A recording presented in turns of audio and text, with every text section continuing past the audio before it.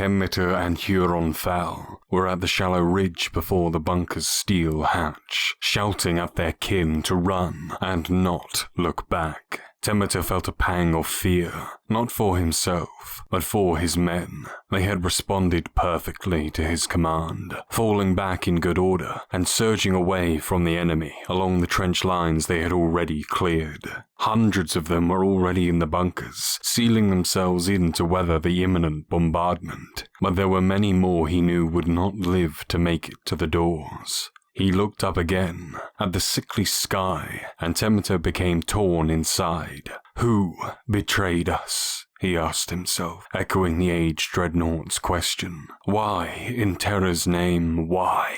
Ulysses, barked the old warrior, stomping to his side. Get in there. We only have a few seconds. No, he retorted. My men first. Idiot, growled Huron Fowl, throwing protocol to the wind. I will stay. Nothing will be able to crack my hide.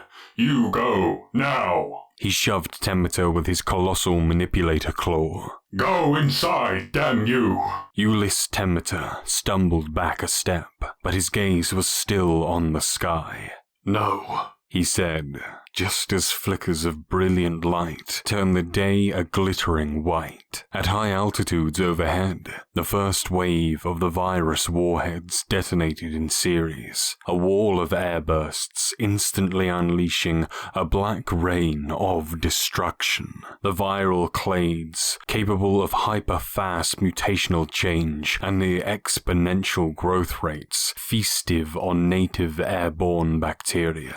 Thin, dark blooms of death clouds rolled out over the coral city just as the second wave fell. The shells did not explode until they hit the ground, bursting to smother the city districts, open fields and trench lines with tides of destructive haze. The Life Eater did as it was engineered to, where a molecule of it touched an organic form. It spread instant, putrefying death.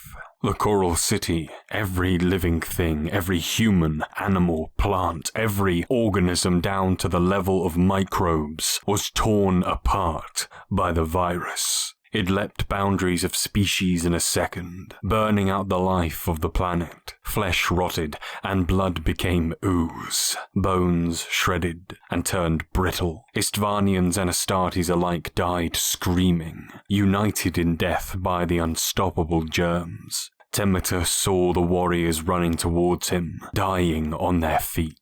Figures fell to the mud as their corpses turned into a red broth of fleshy slurry, viscous fluids seeping from the chinks in their armor. He knew that he had dallied too long, and he shouted with all his might, "Close the hatch! Close it!" The men in the bunker did as he told them, even as he tasted blood in his mouth and felt his skin prickling with budding lesions.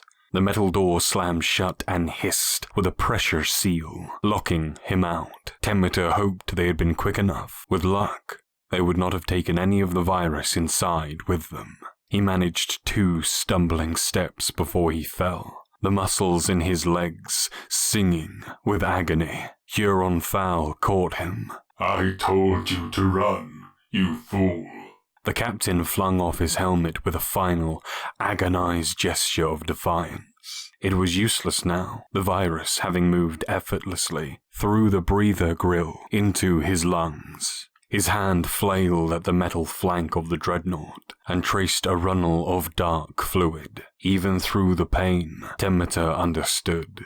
There was a small fracture in the old warrior's ceramite casing, not enough to have slowed him on the battlefield, but more than the virus needed to reach inside the dreadnought's hull and savage the remnants of flesh inside. You lied. Veterans prerogative, came the reply. We'll go together then, shall we?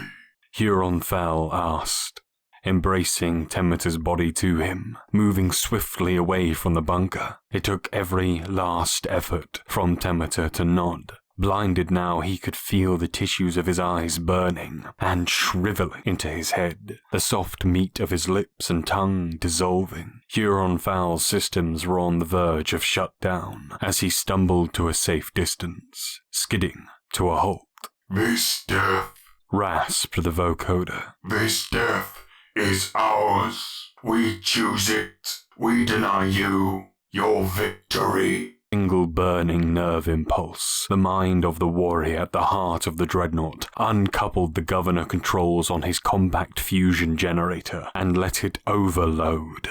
For a moment, there was a tiny star on the battered plains outside the coral city, marking 2 lives lost within a maelstrom of murder.